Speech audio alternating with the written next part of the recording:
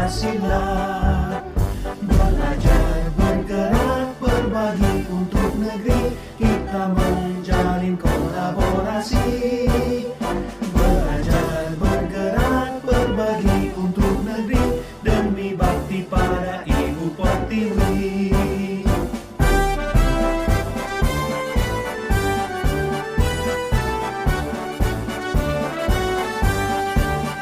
Bulatkan tekad, kuatkan hati, negeri ini memanggilmu kawan. Belajar, bergerak, berbagi untuk negeri, guru penggerak majukan pendidikan. Guru penggerak menghamba pada murid, kreatif rancang pembelajaran. Hargai potensi, tingkatkan prestasi, lahirkan profesi. Assalamualaikum Bu. Terima kasih untuk waktunya. Saat ini nih Risma mau wawancarai Ibu tentang pengambilan keputusan yang tentang dilema etika. Ya, baik. Jadi ini adalah untuk melengkapi tugas dari kegiatan guru penggerak, pendidikan guru penggerak angkatan yang ketujuh. Ya. Iya. Baik, Bu Risma. Jadi sebelumnya Risma mengucapkan terima kasih atas kesediaan waktu Ibu yang mau untuk diwawancarai mengenai pengambilan keputusan dilema etika. Oke. Jadi nanti ada beberapa pertanyaan Bu yang akan Risma ajukan. Iya, saya coba menjawab ya Bu Risma ya. Ya, gimana Bu? Bisa kita mulai? Iya, silakan. Oke, nih di sini nih ada beberapa pertanyaan. Di antaranya adalah selama ini kan Ibu, bagaimana cara Ibu untuk mengidentifikasi kasus-kasus yang merupakan dilema etika ataupun bujukan moral? Oke. Saya pribadi sebagai kepala sekolah mencoba memahami secara mendasar tentang dilema etika. Kalau kita sudah pahami apa sih dilema etika, kita akan mengidentifikasi tentang kasus-kasus yang ada kaitan dilema etika, khususnya terutama ya pada peserta didik dan guru apabila ada ya. Alhamdulillah di SDN Tanjung Duren 06 pagi kasus guru sampai saat ini, dari awal saya menjabat menjadi kepala sekolah tidak ada, tapi kasus-kasus untuk peserta didik ada. Intinya kita mengidentifikasi dan menyelesaikan sesuai dengan aturan yang berlaku yaitu di sekolah kami.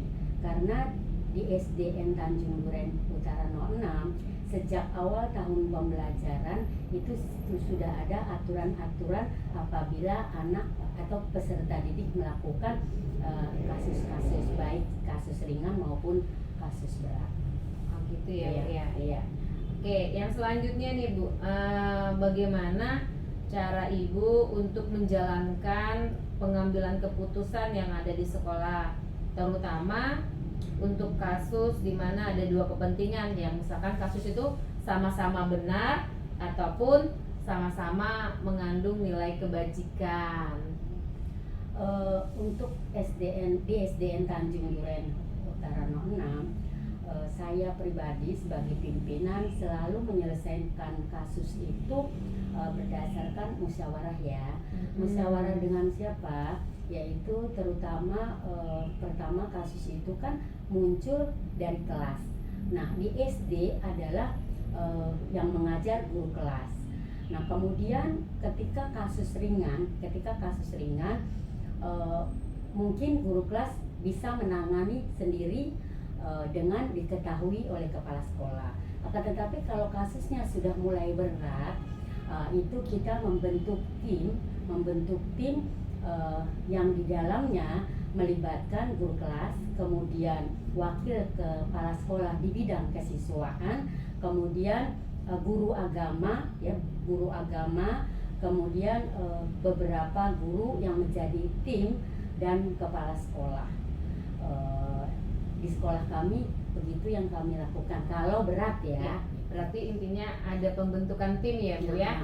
Nah untuk tadi ada sama-sama benar dan tadi ada sama-sama benar dan ada sama-sama mengandung nilai kebajikan. Berarti kan ada dua yang kita mesti pilih. Nah menurut logika saya ya, maksudnya pemikiran saya pribadi, kita lakukan yang lebih urgent.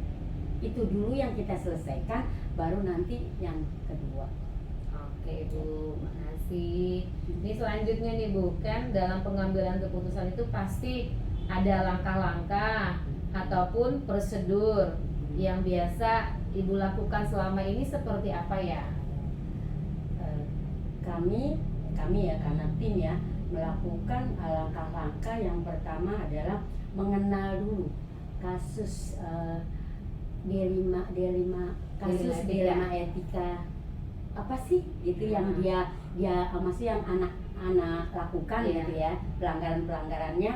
Nah yang kedua adalah mengumpulkan data-data atau bukti-bukti ya yang sesuai dengan pelanggaran yang dilakukan. Kemudian ketiga, menganalisa berdasarkan fakta-fakta yang kita punya.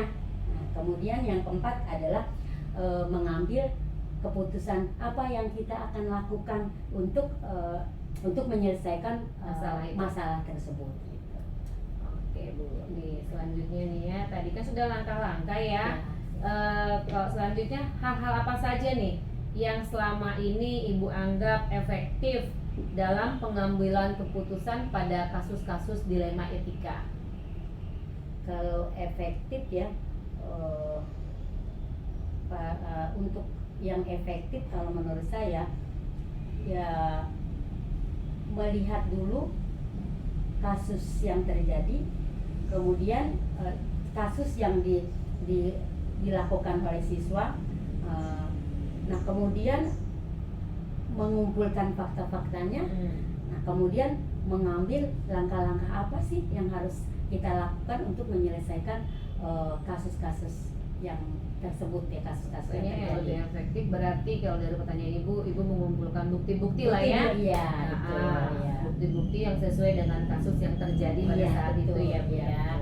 Oke, yang selanjutnya nih Bu, kira-kira hal apa saja yang selama ini dalam pengambilan keputusan itu yang merupakan tantangan nih menurut Ibu dalam pengambilan keputusan kasus-kasus yang dilema etika? Tantangannya seperti apa gitu Bu? Tantangannya memang ya, tantangan kami adalah terus terang di SD itu tidak memiliki guru BK atau bimbingan konseling, sehingga guru kelas secara keilmuan, kalau menurut saya secara keilmuan khusus untuk menangani persoalan-persoalan atau kasus-kasus itu tidak mumpuni. Apalagi kalau guru tersebut kurang baca tentang cara menyelesaikan masalah atau studi kasus, sehingga penyelesaiannya menurut saya terlalu dangkal. Menurut saya pribadi ya, tidak seperti orang yang memiliki keilmuan gitu, dangkal dan tetap sih dicari penyelesaian dan tetap juga diberikan sanksi ya, tentunya sanksi yang mendidik ya, sesuai dengan siswa kita kan siswa SD, seberat-beratnya kasus mereka ya tidak terlalu berat dibandingkan yang lebih anak-anak yang sudah dewasa. Jadi intinya ya tetap kita mencari solusi apa sih yang harus kita lakukan atau sanksi apa yang kita berikan dari pelanggaran-pelanggaran siswa yang telah mereka lakukan. Itu ya tantangannya ya Bu ya, karena guru-guru di SD itu kan tidak mempunyai background pendidikan ya, betul. Tentang bimbingan konseling. Lain hal kalau kayak di SMP ataupun SMA ya Bu, ada khusus guru BK-nya.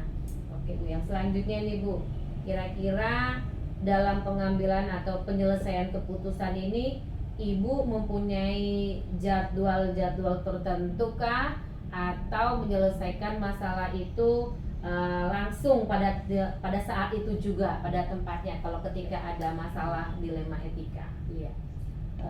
Untuk sekolah kami atau saya pribadi dan tim, apabila kejadian kasus itu dilema etikanya ringan, langsung seketika diselesaikan. Kenapa? Ya, oleh guru kelas. Kenapa? Karena agar kasus tersebut tidak berlarut-larut, gitu ya. Tapi kalau sudah masuk ke agak berat, seperti contohnya bullying atau ya pencurian, kemudiannya kenakalan yang berat lah kita anggap ya, kayaknya tidak tepat ya di SD kok dia berbuat seperti itu gitu, kita masuk ke kategori berat. Nah, berarti kita memerlukan jadwal untuk kegiatan, kapan pertemuan tim, kapan kemudian proses mencari fakta-faktanya atau data-datanya, kemudian kapan penyelesaian lain-lainnya gitu. Jadi ada jadwal kapan mesti ketemu orang tua dan lain sebagainya. Jadi diatur jadwalnya beberapa kali pertemuan kalau kasus itu berat. Berarti ada dua kategori ya Bu, iya. Antara kasus dilema etika yang masih ringan ringan dengan yang berat ya Bu ya. Iya, Kalau betul. yang ringan bisa diselesaikan pada saat itu juga, iya. tapi ketika dia dalam kategori kasus berat ada jadwal tertentu gitu ya Bu ya. Iya. Oke, yang selanjutnya nih Bu, adakah seseorang atau faktor apa yang selama ini mempermudah ataupun membantu Ibu dalam pengambilan keputusan dalam kasus-kasus dilema etika? Untuk kasus dilema etika apabila dilakukan oleh siswa, biasanya saya dibantu oleh wakil kesiswaan dan guru kelas serta tim. Tim itu di dalamnya dilibatkan adalah guru agama dan beberapa orang ya. Ada 2 orang yang membantu kami. Tapi kalau untuk kasus guru, saya akan meminta bantuan pengawas atau kasatlam yang akan membantu saya untuk mencari solusi apa sih yang tepat untuk pelanggaran-pelanggaran yang telah dilakukan oleh guru. Jadi intinya pengawas dan kasatlam, karena dia adalah atasan langsung saya sebagai kepala sekolah. Oke Bu, nih kita sudah ada di penghujung pertanyaan nih Bu. Di sini dikatakan dari semua hal yang sudah Ibu sampaikan, kira-kira nih pelajaran apa yang dapat Ibu ambil dari pengalaman pengambilan keputusan dilema etika ini? Oke. Pembelajaran yang kita dilema etika merupakan hal yang berat sebenarnya ya, karena harus menangani kasus-kasus peserta didik dan guru yang ada di sekolah. Akan tetapi guru kelas walaupun secara guru yang ada di sekolah dasar walaupun tidak memiliki keilmuan khusus untuk memecahkan persoalan atau studi kasus, mereka pesan saya ini tetap semangat, tetap rajin membaca atau membaca-baca buku yang terkait dengan pemecahan masalah. Jadi jangan putus asa, mudah-mudahan dengan rajin membaca ya, seperti kita menggemingkan literasi kepada siswa, insya Allah akan bertambah ilmu kita dalam menyelesaikan masalah-masalah yang ada di sekolah SDN Tanjung Duren Utara 06. Ya, jadi tetap semangat untuk guru-guru SDN Tanjung Duren Utara 06 dalam memecahkan persoalan-persoalan atau kasus-kasus yang terkait dengan dilema etika. Oke Bu, terima kasih nih Bu. Dari sekian pertanyaan, Ibu sudah selesai untuk menjawabnya. Jadi saya ucapkan terima kasih untuk waktu yang sudah Ibu berikan. Kiranya Ibu sehat selalu dan SDN Tanjung Duren Utara 06 semakin sukses ya Bu ya. Amin Bu Risma. Dan Bu Risma juga mudah-mudahan sukses ya. Doa Ibu selalu menyertai kamu, oke? Amin. Terima kasih Bu.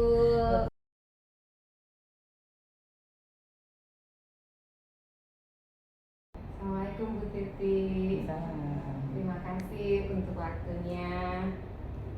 Saat ini saya mau mewawancarai Bu Titi mengenai program guru penggerak. Kebetulan saya masuk dalam guru penggerak angkatan 7 dan ada tugas untuk mewawancarai beberapa kepala sekolah yang terkait dengan pengambilan dilema keputusan. Baik, silakan Bu Risma. Terima kasih. Kita lanjut ya Bu, kita masuk dalam pertanyaan yang pertama. Ya. Di mana ini berbunyi, selama ini Ibu sebagai kepala sekolah, bagaimana cara mengidentifikasi kasus-kasus yang merupakan dilema etika ataupun bujukan moral yang ada di sekolah yang Ibu pimpin pada saat ini? Iya, untuk bagaimana cara saya mengidentifikasi kasus-kasus yang terjadi ya, baik menurut etika moral ya ataupun apa tadi, bujukan moral itu biasanya itu kan suka ada kejadian-kejadian ya, kejadian-kejadian dari anak-anak ataupun bapak ibu guru gitu ya. Nah itu dengan sendirinya nanti akan mengarah kepada kemana ini kasus ini sebetulnya bermuara ya. Jadi kita identifikasi kasus ini kasus yang seperti apa gitu.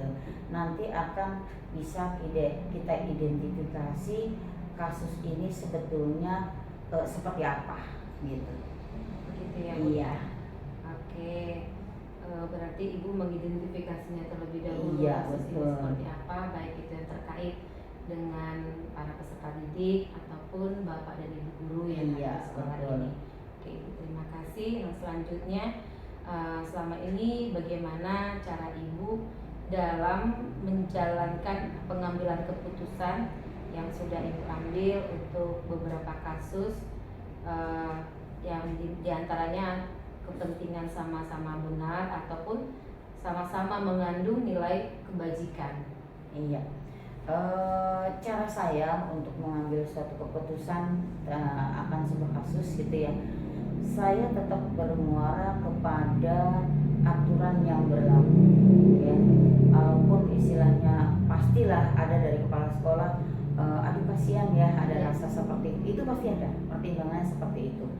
Tapi saya lebih pada istilahnya mengambil keputusan itu disesuaikan dengan aturan yang ada atau aturan yang berlaku.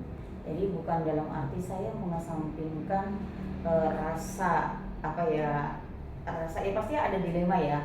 Dilema antara rasa kasihan, rasa istilahnya oh iya ya kok nggak ada rasa solidaritas ataupun rasa yang dibilang rasa yang di dalam hati ini kok sebetulnya saya nggak tega ya gitu ya. Tapi tetap saja pengambilan keputusan itu harus istilahnya mengacu kepada aturan-aturan yang memang berlaku.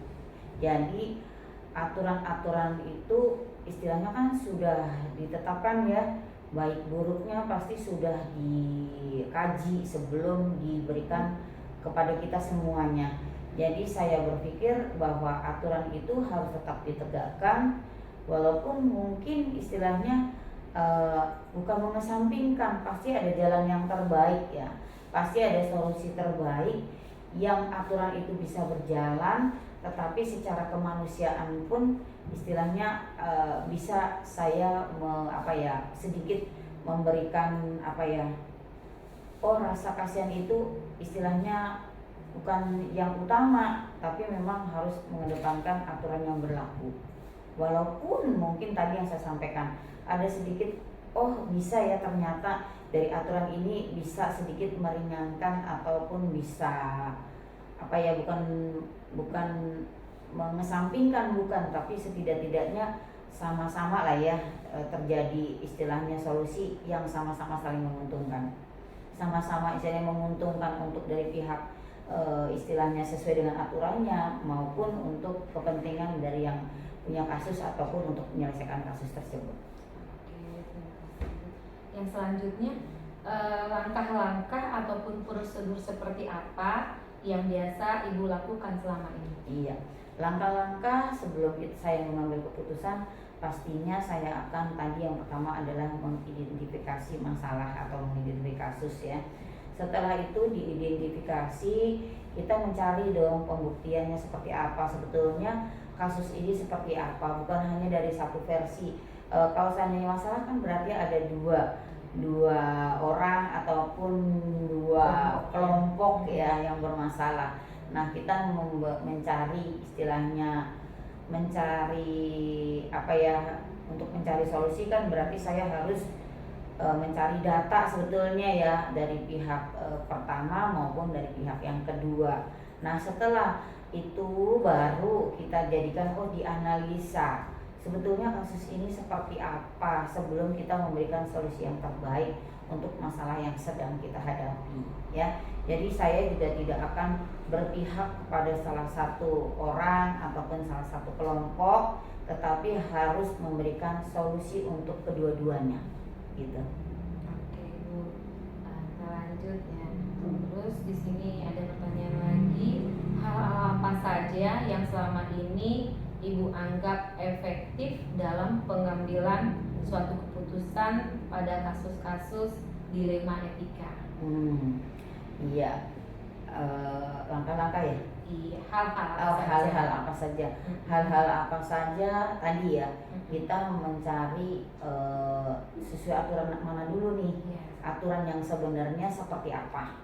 Nah, setelah itu baru kita olah ya, kita analisa apakah masalah ini bisa istilahnya diselesaikan sesuai dengan aturan, tetapi juga tidak juga memberatkan daripada untuk penyelesaian kasus ini. Jadi aturan sih tetap buat saya aturan itu tetap nomor satu ya, tetapi juga tidak selalu memberatkan ataupun pasti ada solusi lah, solusi yang terbaik, solusi yang istilahnya meringankan atau solusi untuk kebersamaan gitu, agar solusi itu tidak sama-sama saya merugikan salah satu pihak ataupun yang ini untung, yang ini merasa diuntungkan dengan keputusan ini dan ini merasa dirugikan dengan keputusan yang ada. Itu tidak selalu seperti itu. Jadi saya berusaha untuk mencari solusi yang seadil-adilnya lah ya.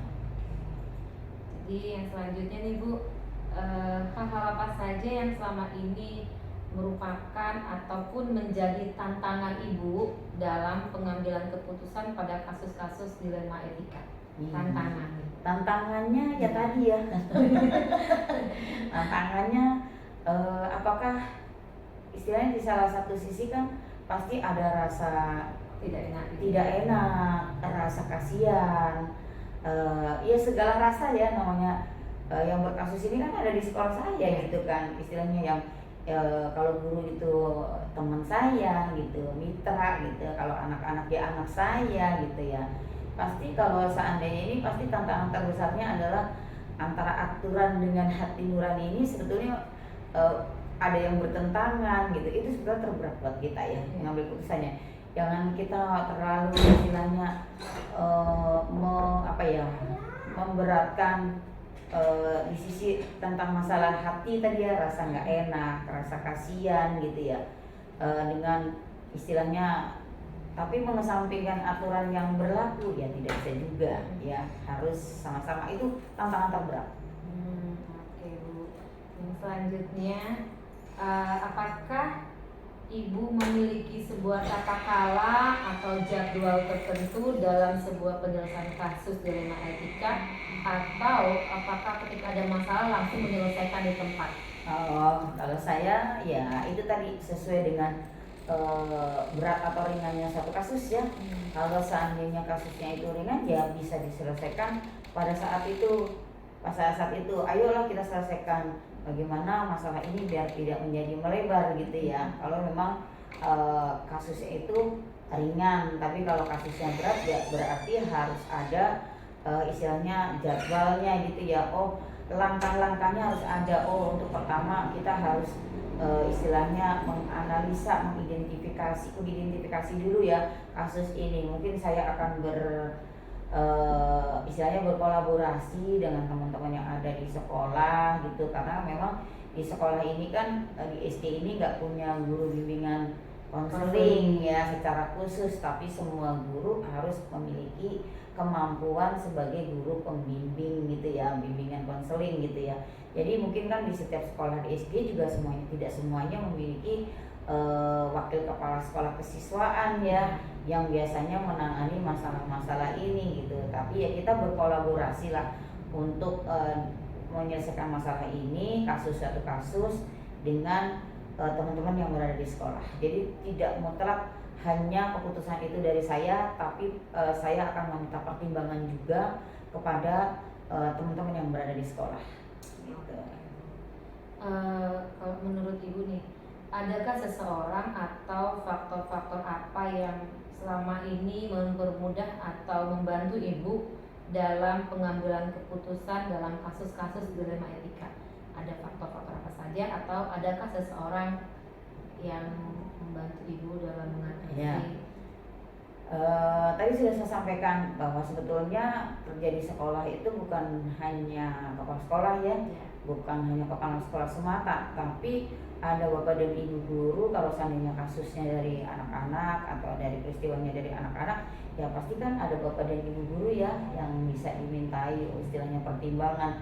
Nah itu kan mempermudah saya juga kan untuk istilahnya memberikan solusi yang terbaik untuk masalah yang terjadi. Di samping itu kan juga ada orang tua murid ya, ada orang tua murid yang istilahnya berhubungan dengan anak-anak kita. Jadi kita tidak boleh memisahkan juga antara anak-anak, orang tua ataupun dengan guru ya. Kalaupun peristiwa ini atau kasus ini terjadi dengan guru, ya kan ada pengawas satu wilayah yang istilahnya bisa kita minta pertimbangannya atau meminta pertimbangan dari satu solusi untuk masalah yang terjadi. Nah, Ibu, yang terakhir nih Bu, dari semua hal yang telah disampaikan, pembelajaran apa yang dapat Ibu petik dari pengalaman Ibu dalam pengambilan keputusan dilema etika ini? Iya. Pengalamannya. Iya. Pengalamannya sebetulnya karena ya di sekolah kan nggak mungkin nggak ada kasus ya. Iya.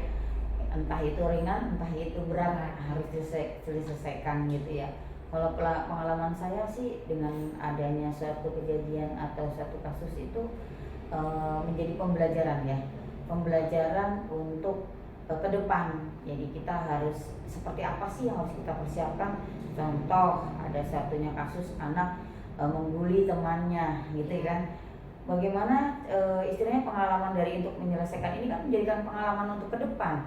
Oh berarti nanti kita bisa menyempurnakan program-program yang sudah dicanangkan sekolah untuk lebih sempurna lagi, biar tidak ada lagi pembulian atau perundungan, contohnya seperti itu kan.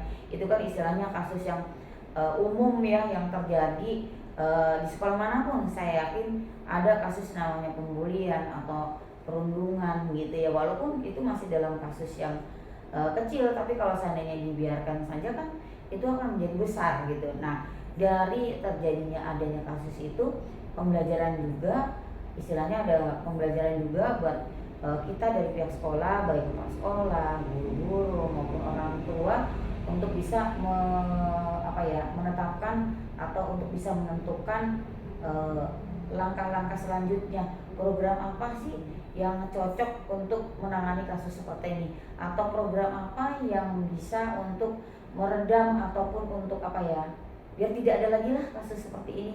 Jadi sebetulnya kita harus bikin kegiatan seperti apa sih, program seperti apa sih, saya ambil hikmahnya dari situ.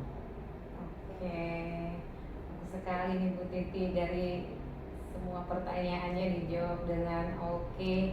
Jadi saya ucapkan terima kasih Bu Titi atas waktunya, atas kesempatannya, sudah menerima saya dan sudah mau, yang penting sudah mau untuk diwawancarai. Sama-sama Bu Risma, semoga bermanfaat apa yang kita bicarakan ini, bermanfaat tentunya buat sekolah saya juga, untuk Bu Risma juga, dan juga untuk istilahnya dunia pendidikan. Mudah-mudahan ada hikmah baik ataupun pelajaran baik yang bisa diambil dari pembicaraan kita. Sukses buat Bu Risma. Oke, terima kasih.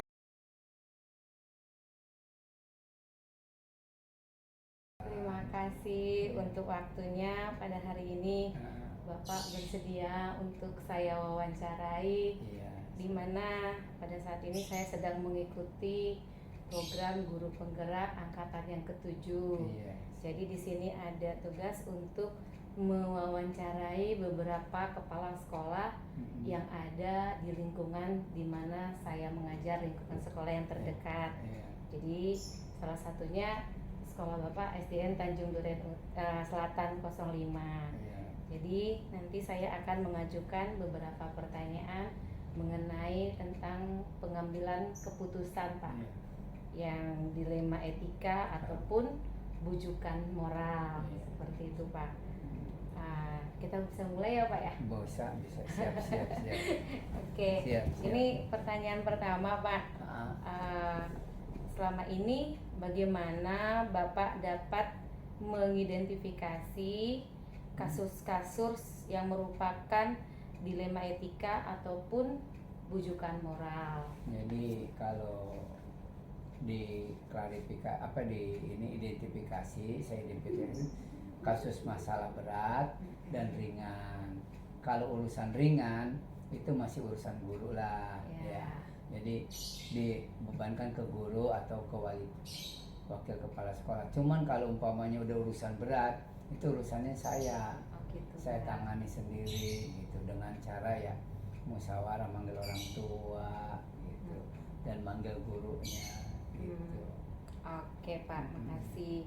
Hmm. Yang selanjutnya nih, Pak, selama ini bagaimana cara Bapak dalam menjalankan pengambilan keputusan di sekolah, terutama untuk kasus-kasus yang dimana ada dua kepentingan yang sama-sama benar atau sama-sama mengandung nilai kebajikan? Jadi gini Bu, kalau umpamanya mengambil keputusan itu kita nanya dulu ya ke guru-guru yang dianggap memang satu senior, yang guru kelasnya yang tahu permasalahannya. Jadi setelah dirundingkan baru kita ambil keputusan bagaimana jalan terbaiknya untuk menghadapi anak ini. Berarti ada kolaborasi ya, Iya, Pak, ada antara guru-guru ada guru dan ini guru, kepala sekolah dan wakil kepala sekolah. Dan di sini juga guru senior punya pengaruh. Iya, Pak. Jadi punya pengaruh guru senior. Oke, Pak, kita lanjut ke pertanyaan selanjutnya. Ya. Di sini ada langkah-langkah atau prosedur seperti apa yang biasanya Bapak lakukan selama ini dalam pengambilan keputusan? Saya mengambil keputusan itu, langkah-langkahnya saya tuh biasanya yang saya lakukan koordinasi dengan guru. Setelah koordinasi dengan guru, kalau memang kasus itu berat, panggil orang tuanya. Jadi setelah ini baru diambil keputusan, ini yang terbaiknya bagaimana gitu. Jadi jangan sampai merugikan si siswa juga yang kena kasus. Oke, siap, Ya. Pak. Selanjutnya, kira-kira nih, Pak, ada hal-hal apa saja yang selama ini ketika Bapak mengambil keputusan ada yang merupakan tantangan dalam kasus-kasus dilema etika? Ya, tantangan sih yang paling pusing ya. Kalau umpamanya uang hilang tuh udah pusing deh tuh. Caranya gimana ya? Karena kan uang kalau umpamanya benda aja kan masih bisa dicari. Kalau uang orang semua punya, ya orang saya punya Pak, nggak mungkin kan kita nuduh ini. Itu yang sangat sulit. Jadi bagaimana cara mengatasinya, kita bikin trik supaya itu anak ngaku gitu. Paling enggak dengan cerita atau dongeng gitu. Paling enggak hanya itu aja kali. Kalau umpamanya masalah-masalah itu yang pelik-pelik itu hilang uang. Kalau hilang pensil apa pulpen mah masih bisa dicari gitu. Nah uang karena semua orang punya kan gitu, bisa ngacu punya gitu. Iya ya, Pak ya. Ya. Oke, ini selanjutnya, Pak.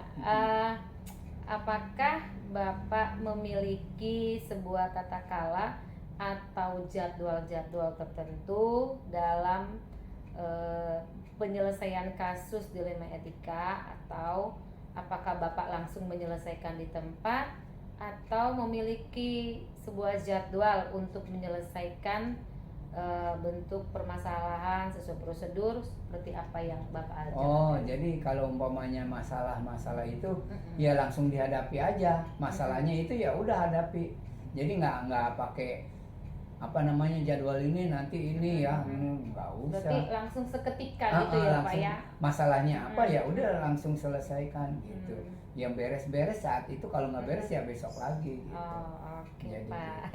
Iya, biar cepat selesai ya biar Pak. cepat selesai masalahnya, nggak perlu kita jadwal apa namanya, oh besok ya ini nggak usah. Nunda-nunda gitu ya Nunda Pak. bila perlu pekerjaan yang lain kita tunda untuk menyelesaikan masalah ini. Oke, siap Pak. Di sini ada lagi nih Pak. Adakah seseorang atau faktor apa yang selama ini mempermudah ataupun membantu Bapak dalam pengambilan keputusan dalam kasus-kasus dilema etika? Oh, jadi gini, kalau umpamanya dalam mengambil keputusan, saya biasanya dibantu sama ini, sama apa namanya, wakil kepala sekolah, guru senior, dan saya anggap guru yang senior di sini. Jadi guru senior dan saya anggap guru senior. Paling senior ya di sini. Iya, paling senior. Jadi tidak mesti guru senior juga. Jadi setelah itu baru kita ambil keputusan gimana yang terbaiknya nih gitu.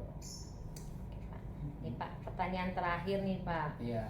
Dari semua yang sudah Bapak sampaikan, kira-kira pelajaran apa yang dapat Bapak petik dari pengalaman-pengalaman yang ada dari dalam pengambilan keputusan dilema etika ini, Pak? Keputusan itu harus benar-benar ini ya, harus benar-benar teliti ya. Karena umpamanya salah sedikit ngambil keputusan bisa fatal buat anak. Bisa aja anak jadi frustasi, jadi ini kan gitu. Jadi harus benar-benar ini gitu. Kadang-kadang anak salah pun kita anggap nggak salah. Jadi karena takutnya dia tuh stres ya, apa gimana gitu ya, minder, dibully temennya, maling apa. Jadi usahakan bagaimanapun caranya supaya si anak tetap percaya diri gitu. Jadi cara mengambil keputusannya ya bagaimana baiknya masalah itu. Jadi masalah itu ya bagaimana, jadi berbeda-beda lah masalahnya itu gitu. Nggak satu jalan satu macam, begini di apa namanya, cara saya begini ya begini terus, enggak. Jadi bagaimana cara ngatasi masalah yang dihadapi itu. Oh, gitu Pak. Lain-lain. Oke Pak, terima kasih nih untuk semua pengalamannya dalam segi pengambilan keputusan, terkhusus dalam kasus-kasus dilema etika. Banyak ya Pak pengalaman yang sudah Bapak temui ataupun masalah ataupun kasus yang sudah Bapak temui. Jadi terima kasih untuk pengalamannya. Terima kasih untuk waktunya Bapak. Siap, Bu. Ya, Bapak sama-sama. sehat selalu. Amin, ya Pak ya, amin, panjang amin, umur. amin. Oke Pak, terima kasih. Iya, Bu, sama-sama. Terima kasih.